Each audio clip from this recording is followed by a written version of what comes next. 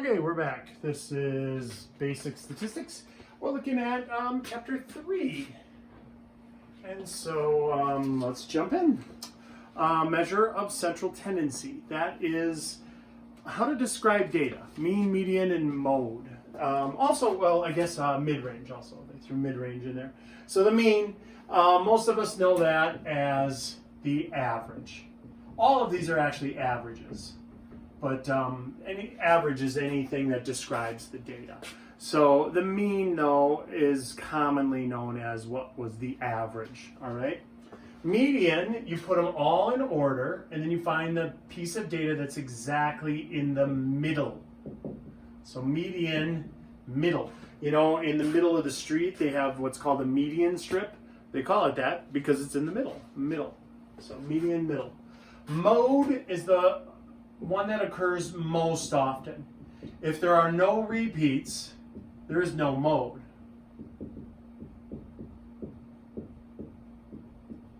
If it's a tie for first, let's say there's 3 of one number and another 3 of a different number, you would put them both down.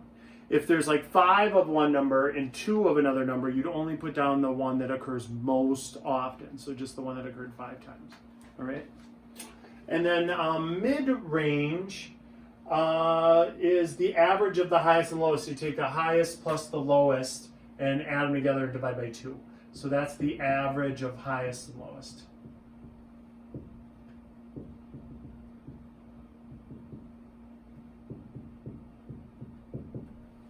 All right.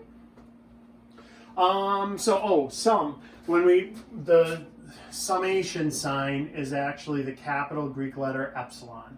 So it's one of these little E things. If you've seen fraternities, you drive by a frat house or something like that, a lot of times you'll see epsilon.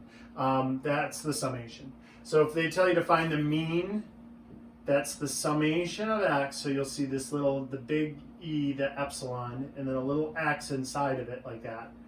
That means add up all the x's and then divide by how many there are, n.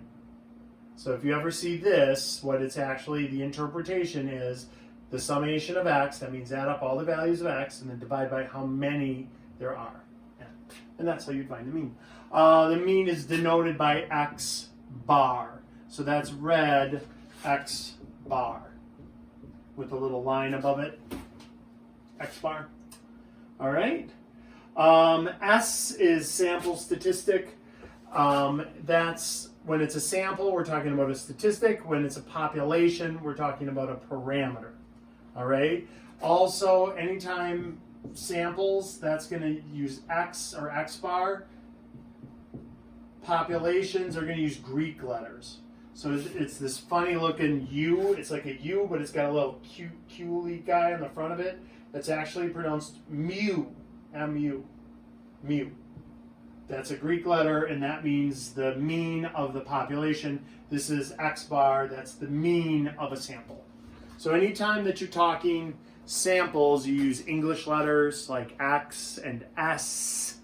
Anytime you're talking populations, you're going to see Greek letters like mu or sigma. All right? So let's do some. Page 2. Says, go ahead and find the mean of 15 presidents' ages when they were elected. And so we add up all the ages. I'm not writing down all the ages. We add them all up and divide by, so they add up to 843 when you add all those ages together. Divide by 15. That means with those given ages, the average president was 56.2 years old out of those 15. That was the average.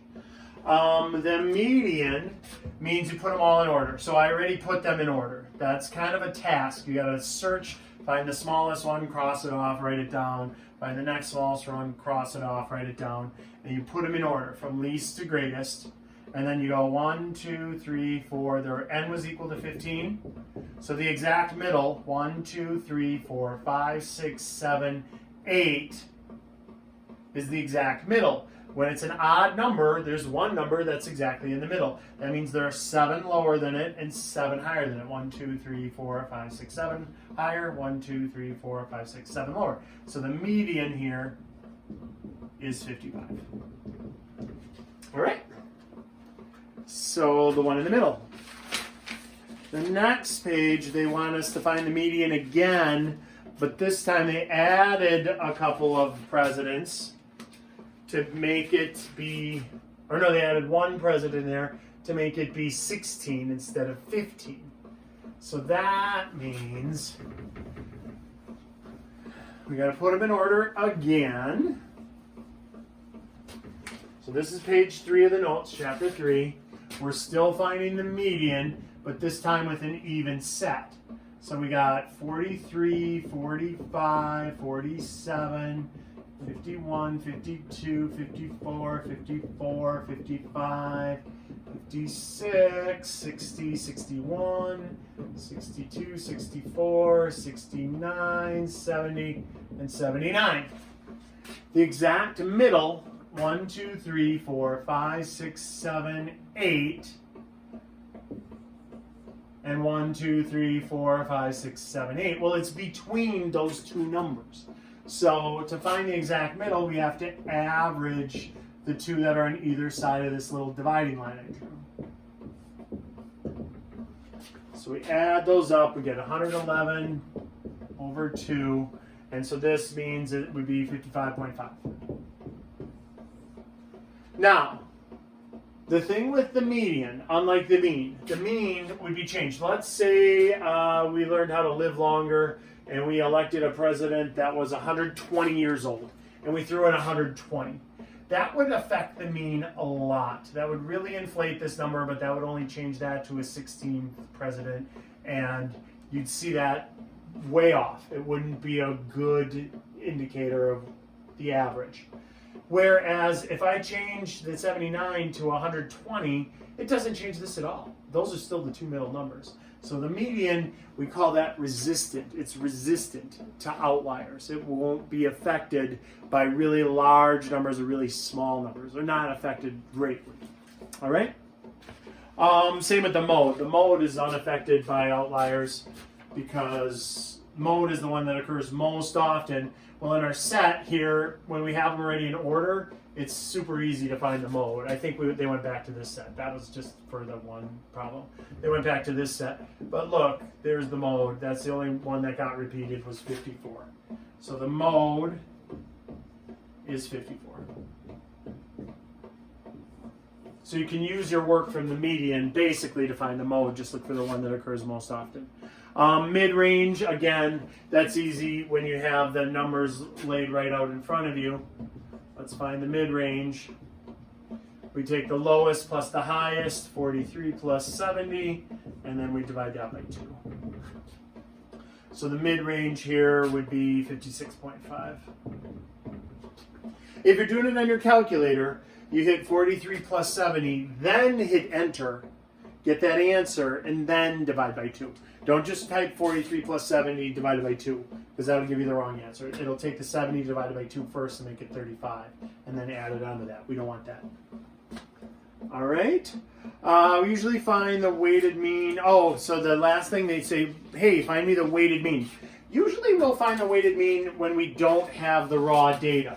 We only have a frequency table, but we want to still find the mean. So if we don't have the raw data,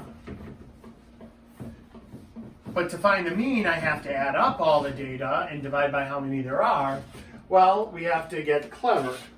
So let's do that.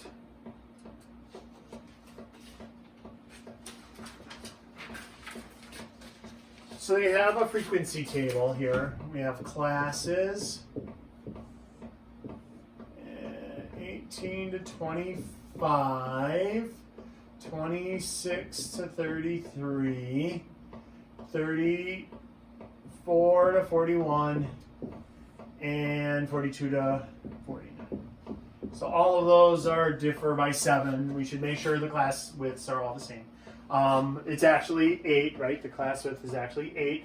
How do I know it's 8? Because look, if I write it out, yeah, I know it's 7 apart. 18 plus 7 is 25. I got that. But if you write it out, 18, 19, 20, 21, 22, 23, 24, 25, you've actually written 8 numbers down, right? So that's the class width. 1, 2, 3, 4, 5, 6, 7, 8. There's 8 numbers there. And so to find the midpoint of the class, we would look at the middle, and you're basically finding the median. So 43 divided by 2, that midpoint is 21.5. Right? So let's see here. We have class. They gave us the frequency already. That is 4 and 7 and 1 and 4. But we don't know what the numbers were. We just know 4 of them were between 18 and 25. We know 7 of them were between 26 and 33. We don't have the raw data. We just have a frequency table. So if I want to find the mean, here's the clever part. We're just going to say, okay, let's find the class midpoint. Something that we did in the other chapter, the chapter before, to do the graphs, remember? And so we find those midpoints. So this one is 21.5. Well, now, if I want to find all the other midpoints, I don't have to write them all out and do this tedious process every time. You can just take a look and say, look, 21.5 and 18. Let's go 21.5 minus 18. That's 3.5. That means 3.5 away from that, 26 plus 3.5 will be the midpoint, 29.5. And 34 plus 3.5 will be the midpoint, 37.5. And 42 plus 3.5 will be the midpoint, 45.5. All right, so we got those. 29.5, 37.5, and 45.5. So this is what we're going to do now.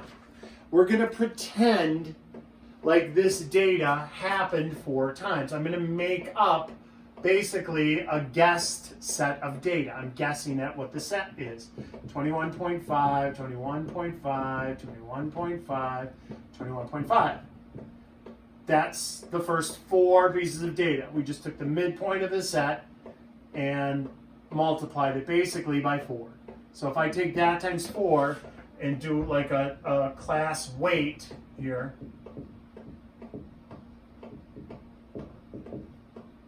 then that's 86. So if I had this made up data, these 4 added together would be 86. The next one I would make up would be 29.5. I would do that 7 times. It would be 29.5. And then there would be 1, 37.5. And then there would be 4, 45.5s. 4 of those. All right? And so instead of actually writing all this false data for 11, 12, 13, 14, 15, 16, we have 16 pieces of data.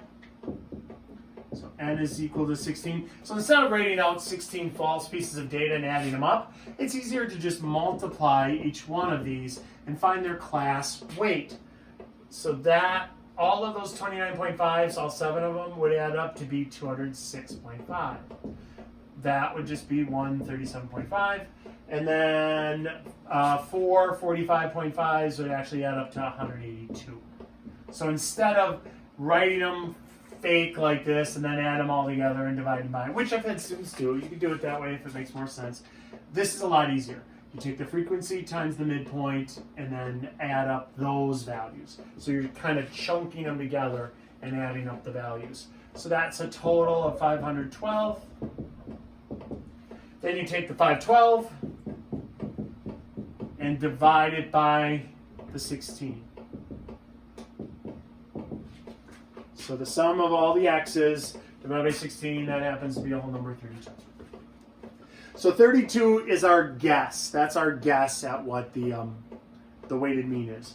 A more realistic problem is, what if you fill up for gas here? So we have class, frequency, midpoint. I laughed at midpoint because in class weight, it's really not going to be any different than the class, because the class is just how much you paid per gallon for gas. So if you paid $3.73 and then you paid $3.99 and then you paid $4.09 and this time you bought 12 gallons, and this time you only bought 11 gallons, and this time you only bought 5 gallons when it was expensive. If you multiply those, the midpoints, the midpoints are just going to be the 373, the 399, and the 409. They're classes that have only one number, so the midpoint is it. So you multiply those, and we'll find out an average cost of gas that you paid. Now remember, look at how little comparatively this one weighs. You only bought 5 gallons when it was more expensive, when it was 10 cents more expensive. And so it's going to have less effect on the overall score. So we add all those up. We get a grand total of 109.1, so $109.10. And what do we have here? Total here is how many gallons? That was 23 plus 5 is 28 gallons. So if you take 109.1 divided by 28 to find your weighted mean, that would be 3.896. So if you look at that, almost $3.90. It's in between these two. That 410 didn't impact it as much. This one impacted it the most. And then this one next. And then that one had a little bit of impact, but less, half of what that one did. Roughly half. All right? Okay. Let me take a look at the time. 16 minutes, 17 minutes. All right, we'll roll along here. We'll try to get to the next thing here. So page 5 is really just you read through that. The mean is affected by extreme values. I mentioned that already. Very large values or outliers will pull the mean out of whack. Very small values will pull it down. Very large values will pull it up. The mean. The median will be unaffected, mostly, not really. The number that's repeated most times is the mode. The mid-range is super easy to compute. Here we go. Left skewed and right skewed. That's the whale's tail thing I alluded to earlier. Where, oopsie, gravity. Let's take a look at a right skewed and a left skewed and what that does to the mean. I think there's some problems like this in the homework too, so this will hopefully help you with the homework. So look, if I look at this, and that's skewed to the right, the mean, which is normally supposed to be at the peak, is actually going to be pulled towards the skew. So the mean gets pulled to the right.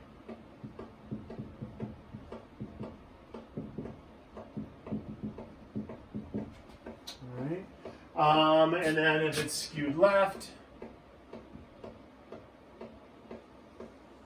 the mean would get pulled left. Always gets pulled towards the whale's tail. See how it looks like a whale? See the whale? There's a whale. I'm not very good at drawing. You can see. So skewed left, the mean gets pulled left or down.